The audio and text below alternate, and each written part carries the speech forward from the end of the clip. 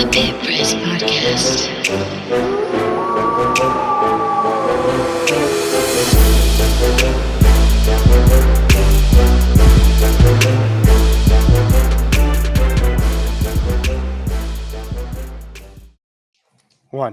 Welcome to A Road to the Pit, a high school basketball journey. I'm your host, Ed Nunez. On this episode, I'm joined by Eric Moulton, a former member of the Capital High School Championship basketball team of 2004. And what assistant coach Mark Centeni said, Eric was the X factor on that team. He played with a heck of a team. Eric, welcome to the Road to the Pit show. Thank you, Ed. Happy to finally join you on you and Nick's show. I'm just playing substitute for tonight, but looking forward to talking to Coach Chavez. We've kind of been communicating over the last couple of weeks and finally made it happen. Let's jump into it.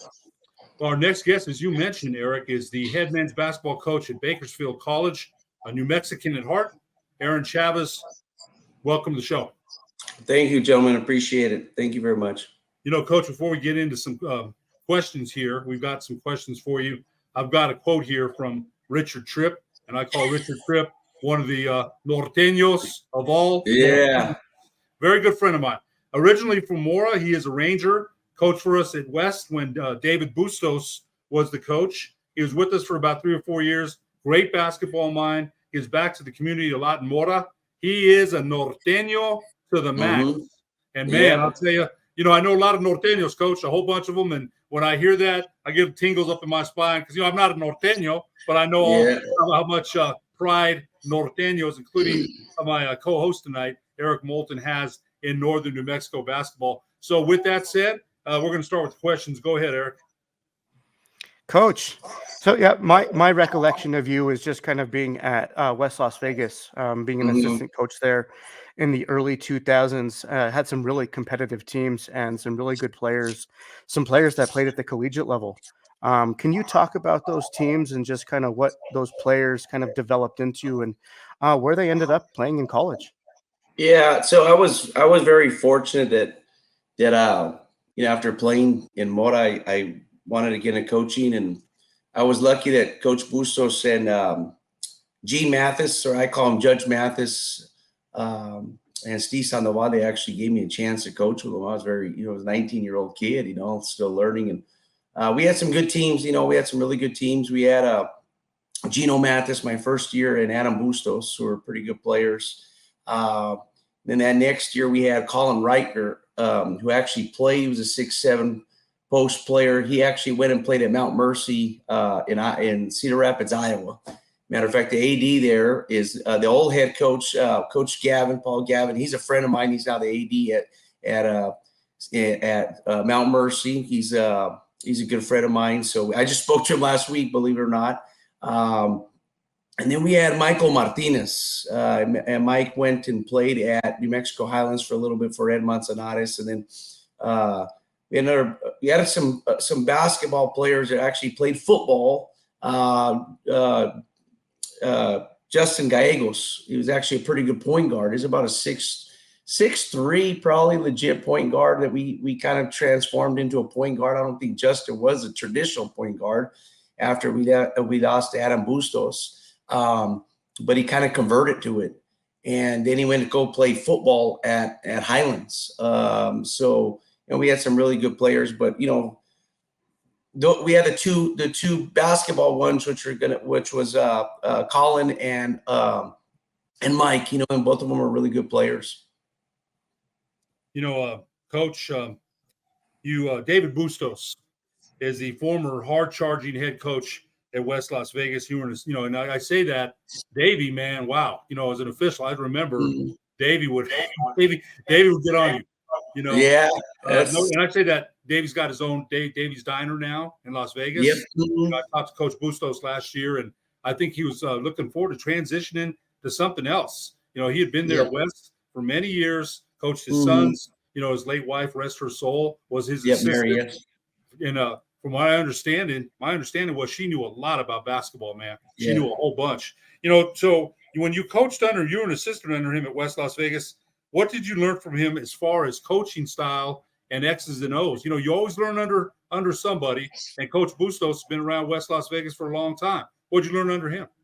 The one thing about Coach Bustos and Coach Sandoval is that they were structured. Like even though it's a high school program, I've been around high schools, like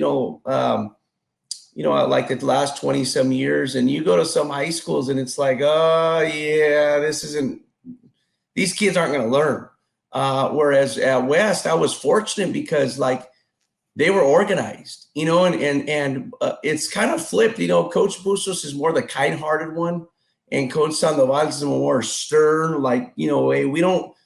Coach Sandoval, he's like one of those guys. You don't negotiate with him. It's like I'm not negotiating with teenagers. So they really balance each other out. I think that's why they were such a really good tandem. More than anything, I know you asked about like the X's and O's. I don't think very many people realize just what kind of human being Coach Bustos is. Like he is a just phenomenal man, just a great, great man. After we'd have games at West Las Vegas, he used to marry his wife. They used to, have the whole team over and feed us tacos. And just, the way he presented himself like a pro. I mean, and he just had that ability to kind of, care for us. Even me, because I was 19, 20, 21 years old. I was still, I was older than the players, but, still somewhat of a kid. But they were just organized. They were very organized. He knew his drills. He knew where he wanted guys. That he knew he had his 6 baskets. He utilized his 6 baskets. So just the discipline and the structure was probably what I took from him the most. And that's what I liked because my dad's a Marine, so I like structure and I like discipline. Like if it's not like structured and disciplined, I just, it don't really rock for me. I like being able to go somewhere and there's so many estrictos. No, they're strict, but there's a reason they're strict. It's because they care. Yeah, there's no doubt, Coach Bustos. Like I said, he's been there a long time. I'm glad Coach Bustos is doing what he's doing. He sounded, so excited about that. Hey, basketball is life to a lot of us. To me, I'm still involved in it. To Eric, Eric's got a good job, but he's still involved in the Pit Press podcast. Loves to talk basketball, so we're lucky in that way. And I'm glad you said that about Coach Bustos. That's you always learn from someone. Eric.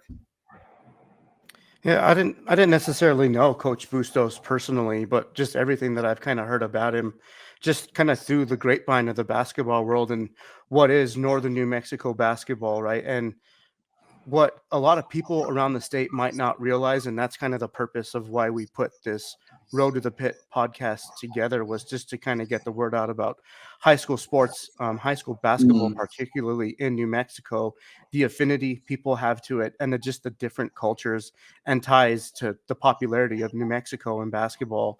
And so just kind of speaking on New Mexico and Las Vegas, just how big the Stu Clark tournament is and what it means to Las Vegas and just kind of the surrounding schools. And I know now the tournament kind of is pulling in more schools and teams from around the state. But when I was in high school, I remember playing in a championship game in 2004 against your West Las Vegas Dons. And at New Mexico Highlands University, it was sold out, wall to wall, packed with people. And that just kind of speaks to the culture and the affinity tied to basketball. Can you talk about that and kind of your upbringing and what got you kind of started with your love for the game? My dad was a high school coach. We're from Mora, from Guadalupita. My cousin used to coach Division I. She passed away. Miranda Sedna. She used to coach at Oklahoma State when she passed away. She's from Mora. And yeah, her and I are cousins, but I just grew up around basketball. My dad was a Marine. He played basketball. He was a logger after he got out of the Marines. So my brother and I, we actually kind of just grew up around it. My sisters didn't really, they did more of the cross country thing. So I kind of grew up around it and just liked it. Then my brother was always more talented than I was, like just DNA. He's 6'3", left-handed. He was a state player of the year in New Mexico his senior year, where I'm 5'10" and I have to work for everything. Like I'm just not as talented as him, he just, like I say, he has the DNA. So I used to just go out and shoot, work on it. I was very fortunate that like I had really good coaches, that cared about me, from elementary school and I just work at it. My dad used to take me to the gym. Even now, all these years later, I'm 41 years old, and I get most joy out of practice. Like games, yeah, they're okay. I just, but I enjoy practice. Today, my son Ira went to practice with me, and it reminds me of my childhood. We moved to McCurdy. My mom was a teacher, so I used to go watch Coach Ryan Cordova and Coach Benito, who's now at Milwaukee. I used to go watch them when they used to play. I think Benito scored like 56 points in a basketball game. I can still remember it, so even when I was growing up, like I never thought of like being Rick Pitino. Like, I looked up to like Mark Cassidy and Ricky Abreu and, Andres Valdez, basketball players from Mora. Those were my heroes. I was like, I want to be like them. I don't want to be like Pooh Richardson. I don't want to be like, so I grew up around that, and just, I think probably one of the best moments of my growing up, my first high school game on the varsity, which would have been 1998. That winter, we actually went to McCurdy, and that was my first varsity game. And the adrenaline rush of just running out of the tunnel, like I just the goosebumps you got, just all the fans, your family, everybody's driving like an hour and a half one way just to watch a high school game. I'm like, so, being a norteño, gracias a Dios that there's people that really follow it. You're like a celebrity, there's no pro sports in Albuquerque. So if you're a Lobo, you're a pro. Like, everybody looks at you, the Cottonwood Mall, and say, hey man, this guy's like a pro. When you're in the small towns in Peñasco and Pecos and you play for the high school team, it's like, hey man, ¿cuándo van a jugar? They're always asking you about like when you play. So, then just to Stu Clark, just, being in New Mexico Highlands, playing in that environment, Coach Manny used to always say, don't play in the Sunshine League. You don't want to lose in the first or second round because then nobody, people will go, but they don't, they're going to go for the third place game, but they're there for first and second. So we're very fortunate in New Mexico to have a fan base like that, because I think, even football and baseball, they're kind of jealous of it because it's a basketball state, no offense to those other sports, but it's basketball. That's what people look forward to, and it's part of our culture. It kind of become part of our language, been part of our food, and it's food, basketball, family, and a language. That's our identity. So that's kind of how I grew up around it. Just playing it, and my brother and my father kind of just taught me the game, and being from Mora, you kind of want to be like Mark Cassidy and all those other good players. That's who your role models are. It's funny you mentioned Mark Cassidy. Back in the day, he led Division II in scoring, I believe. Mm-hmm. Yeah, I think he's a leading scorer at Highlands, if I believe correctly. Yep. Well, it's funny because Ray Rodriguez, the former head coach at Cibola here, played at New Mexico Highlands, and one summer I played on a team with Mark Cassidy and Ray Rodriguez years ago. And Mark Cassidy's Northern New Mexico legend. You mentioned Ricky Abreu, the Abreu family, Northern New Mexico legends. Coach Henry Sanchez at Las Vegas Robertson. Coach Adrian Ortega played at Las Vegas Robertson. The list goes up. You mentioned Ryan Cordova. He's going to be on my show tomorrow at the sports desk.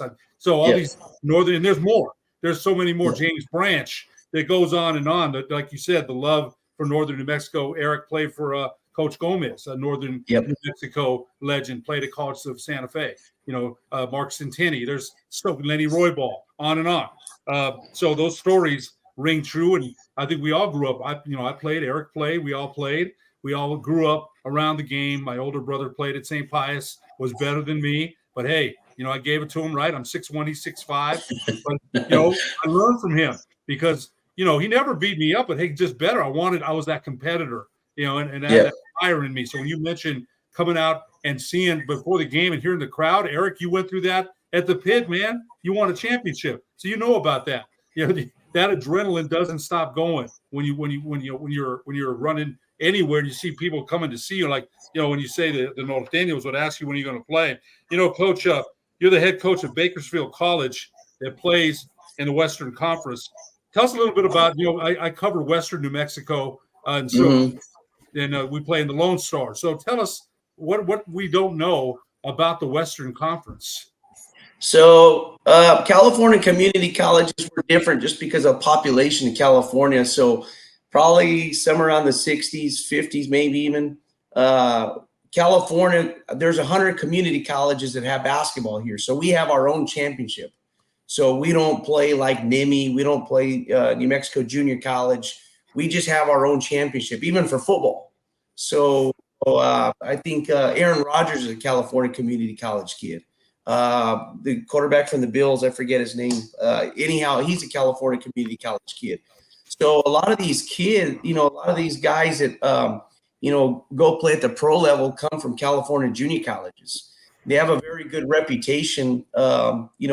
As far as our conference, we are probably the best conference in the state of California, the Western State Conference.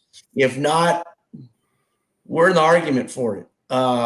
Just every year, we're in there with Antelope Valley. The Deadman kid he was with the Heat last year. He's from our conference. Santa Monica, West LA, LA Valley, Citrus. I mean, those are high-level junior colleges. I mean, we play West LA the day after tomorrow. They're 15-2, and they're just 6'5", 6'6", 6'8", 6'11". They're just high-level dudes. So our conference is very good. We do have 6 New Mexico kids on my team. Matter of fact, Tara and Dickey from Volcano Vista. We played College of the Canyons the night before last. He had 30 points, 17 rebounds. And he just, if you see Taryn, he's not super talented. He's not, athletic, but he just kind of buys into my philosophy of don't make excuses. Just work, man. Just be a worker. Just work. And you got to have that mindset of, trabajando duro. You got to work really hard, and you got to just not make excuses and just work at it. So our league is very, very good. We have Andrew Hill from Sandia that plays for us. Coach Brown is a great friend of mine, just an absolute great dude. And then we have a kid that was at Northern New Mexico last year with Coach Corda before. I'm a little bitter about that firing that he took because I don't think he should have got fired, but I'm going to reserve my opinion on that. But there was a kid from Chicago that was there. He transferred over to us. So we have some of our kids on our team that have New Mexico connections that we're proud of. And we're glad that they like it here because, we are kind of a lifeline for them, because NIMI, you pretty much got to be in that military set. And then New Mexico Junior College, it's so far down south, it feels like you're kind of, they pretty much recruit Texans or kids from out of state. So a lot of the New Mexico kids, they really don't have a place to play, so we've been fortunate because we kind of have been a lifeline for them. Yeah, Coach, can you just elaborate on that a little bit and really just kind of like recruiting the New Mexico landscape? I don't think it gets recruited real hard, and it sometimes can be overlooked at time, but there have been some really good basketball players. I mean, guys that I played against in high school, played with in high school. Like you're talking the Mike Dominguez's of the world, the Abel Luceros and the Brian Mirabal's or the Mirabal brothers. And that's just kind of within the Santa Fe Espanola territory. Why is it so important to you to recruit the New Mexico landscape so much? You know what? I'm an extremely loyal person, and that's just the way, my biological mother passed away when I was 8.5 months old. She was electrocuted, and my dad always kind of raised us like to be, to stick together. And, he used to say, that nobody's going to feel sorry for you guys. Levantar, get up. Like nobody feels sorry for you. Your mom passed away. Like you're going to have to just get out and do things, So for me, I coach at West Las Vegas, and I moved to New York. I coached a Division III basketball. And then I got lucky because the women's coach at the time, Lynn Kennedy, He's now the head coach at McNeese State for the women's team. He actually got me this job at Bakersfield, working for my old boss, Rich Hughes. We've had kids from all over, over the years, but just the New Mexico kids, they contact me, and or like a bunch of other kids, they contact me, and we kind of start the recruiting process once they contact us, and see. But just culturally being able to relate to some of those kids. Sally, New Mexico doesn't get recruited. There's reasons for it. Sometimes, and I'm just speaking for college coaches, not for me technically, but one thing, New Mexico is kind of a Hispanic dominated state, and sometimes that worries coaches because kids will get homesick the farther they are. If they're in Colorado or Arizona, it's a little bit more regional. They're not too far. But, that scares some coaches because okay, is this kid going to get homesick? And that's kind of one of those labels. I would say, labels. Chicago kids tend to be tough. Florida kids tend to be, we all have our labels. But New Mexico's had some, especially like in the Norte, you had some really good players. Like Mikey Dominguez was a really good player. Like, a lot of kids probably don't remember him because he's probably 35, 36 now, but he was fundamental. I mean, he can really shoot it, but he just had a moxie to him about him. Coach Pribble had some really good players. He had Elijah Bryant that actually played in New Mexico Highlands for Ed Manzanares. I think if Ed would have had more time with him, he probably would have developed him. But I think they let go of Ed after that freshman year that he had Elijah. Elijah was a really good basketball player. I remember Elijah. St. Mike's. Elijah Bryant. And then they had a guy named Ron Geyer, was pretty good. And Robertson had a big 6'8" kid too. I'll think of his name here in a little bit. Jeremiah Vaughn. He actually went to go play at a junior college in Kansas, I believe correctly. So, they've had some Daniel Trujillo. That's another one from Taos. That guy can play, man. He was really good. Doc, I believe, is what they call him. He went to go play at Adams State. So there's been some really good players. And then obviously, in Ed's, I wouldn't say your generation, Ed. I don't want to offend you guys, but Ernie Padilla and some of the, Mark Cassidy, there's been some really good players, up in the northern part. Larry Chavez from Santa Rosa. That guy can play. I mean, that dude can flat out play. He was another really good player that came from kind of in the deeper norte part of New Mexico. So they've had some really good players. But New Mexico, it's just one of those, there's 49 other states that have really good players too, so it's kind of like there's only, in college, there's only so many schools. And then not only are you competing with your age grade, but you're also competing with the kids that graduate a year before you, the year before that, the year before that. So there's only so many roster spots. There's only so many roster spots that are available.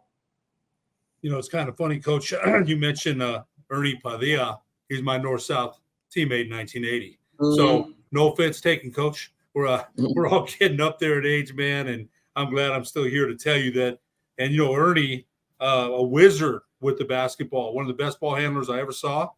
Played at New Mexico State for a while, College of Santa Fe, where they went to the finals in Kansas City, Division II finals, and then played pro in Mexico. Ernie, heck of a player, coached at McCurdy Mission, Española. Ernie's now at New Mexico Highlands, an assistant at New Mexico Highlands. Coach, God, what a great history about Northern New Mexico basketball. And I remember a lot of it, even though I didn't play up there. Coach, your team is 10-5 right now, 1-1 in conference. Your team is averaging 75.5 points per game, shooting 32% from three, 46% from the field. What more can you tell us about your team this year? Well, we don't shoot a lot of threes. We're not one of those teams. I don't mind the three, but I'm not in love with it. We hit the glass. I mean, we really offensive rebound. We were the number one offensive rebounding team in the state of California. We were number 2 in the state in total rebounds or rebounds per game. So that's kind of our identity. Our identity is kind of very disciplined, very structured, although again, Citrus, we didn't look structured, but that's who we are. We're a grind it out, defend, pierce the ball, hunt the ball. We have a lot of terms. We use a lot of terms. So these hunting is what we term rebounding. So, if you watch this play, you'd be like, man, they're structured, they're disciplined. And we play hard. Like I demand you play hard. I mean, I don't negotiate with kids. Like I'm not here to negotiate with you. I don't negotiate with teenagers. I'm just not doing it. I've been doing this long enough. I know what takes success, and I'm not into my ego. I don't smoke my drug or my ego. I'm not that. I'm not one of those people. I know the male ego is strong, but for me, it's not. So I like structure. I don't know if I can talk about my high school coach, but Coach Romero, I go back and I think a lot about every coach, you kind of take different parts of different coaches you played for and different people that are part of your life, and you kind of become, your own person. Coach Romero, I always tell people, if you want to see how good somebody coaches, go watch practice. Go watch practice and see what they do. I love practices. I absolutely love practices. Best part of my day, aside from my family and religion, is practice. And, you really see what people can do. Coach Romero, there's some people, he's not for everybody. Like, he's not for everybody. And sadly, he's kind of got run out, Mora the first time was because of politica. But if you're what I call a man-sensitive player, he ain't your dude. But if you're a kid that can take it and understand that you're gonna get structure and discipline, you'll get better. And the one thing I really like about Coach Romero, and I seen him this summer, I wanted to go see the high school gym and just kind of talk to him. And to this day, him and I, we get along. I tell him, what, Coach, what I most liked about you is you coach every possession. He never sits down. Every possession to him is about positive stats. Positive stats. So if he's up 81-65, he's still going to coach the next possession. And that's what kids need. That's what kids need. The coach that goes and sits down, that's their business. But I don't ridicule coaches like Coach Romero that are going to coach every possession, because they absolutely care about every possession, and there's nothing wrong with it. And for me, that's kind of the way I am. I coach every possession. I don't sit down. It's not what I do. If my end of the rotation guys go in, I tell them, you do not do it my way, and you do not get positive stats, and you're just playing the score because you're up 21, you're coming out. You're going to come out. So that's just for us, just being able to teach that. And I think that to me is kind of what I got from Coach Romero, just coach every possession. There's nothing wrong with it. I'm glad you mentioned him. We're going to ask you about him anyway. And I had a chance when I officiated the state tournament when he coached for Mora. I still remember the stomping of the boot. Stomp. Coach Romero and I got along famously. He get on me, during the tournament for sure. But that's what I remember most, the stomping, the boot. And that's interesting about coaching every possession. That's very interesting. He's another Northern New Mexico legend. We got one more question from you, and it's for you, Coach, and it'll come from Eric. Yeah, Coach, just to kind of wrap it up. But at Bakersfield College, you have 309 wins, 7 20-win seasons, along with numerous other accolades. Is there a chance in your future that you see either a D1 school come calling or might be a good fit down the road? You know what? I'm not into all that. I'm not. One thing I hate about coaching and recruiting is you have to talk about yourself.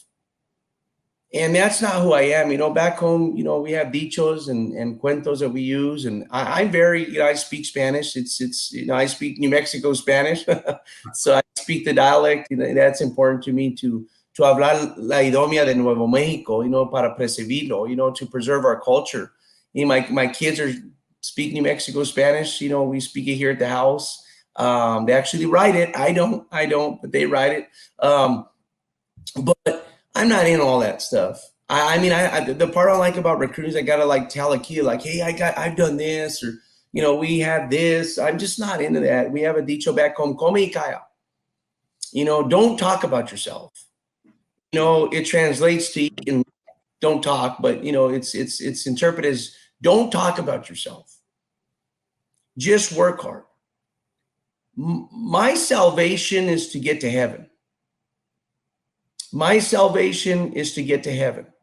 To be in a Hall of Fame or like this and that, like, I mean, that's cool, but it's not what I want to do.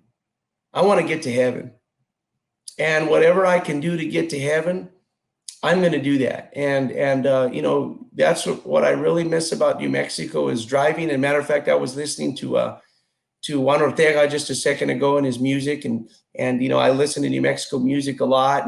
And I still listen to 89.1. I call in every once in a while. But I'm not into that. I mean, I would like to get back to New Mexico, at some point, not to New Mexico Highlands. I'm Mike Dominguez's biggest fan. I love that guy. Really want to see him do well. So that's not my dream job. I want Mike to be there as long as possible.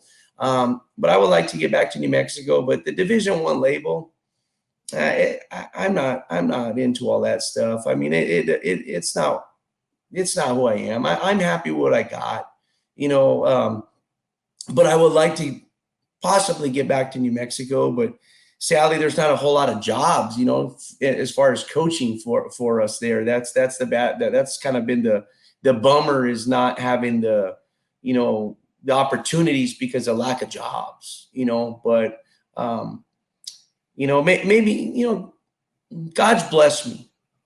God has really blessed me, and I'm just happy. And I know we have a lot of people from New Mexico that still follow us. Coach Cassidy still, he'll ask me how the team's doing, or Coach Sandoval. They still care. They reach out to me. So I'm very thankful to all of you guys. Because son mi gente. And sin ustedes, I'm nobody. So my biggest fans are from Nuevo Mexico, and I'm okay with that because you guys are my family.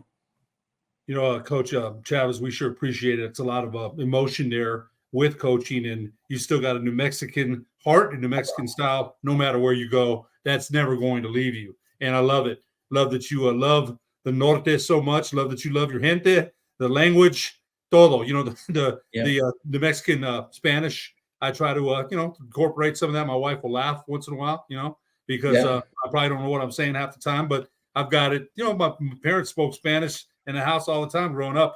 Coach Eric Chavez, head coach of Bakersfield College, we sure appreciate you joining us on the road to the Pitt high school journey. We wish you the best of luck the rest of the season. Thanks again. Thank you both. Appreciate it. And thank you for doing this for the people of New Mexico. It's good to see that God's blessed you both with good hearts, and you make people's souls smile. So I appreciate that. And God will bless you in many things. And I can see it in your organization and everything else. So con alto respeto. Thank you, Coach.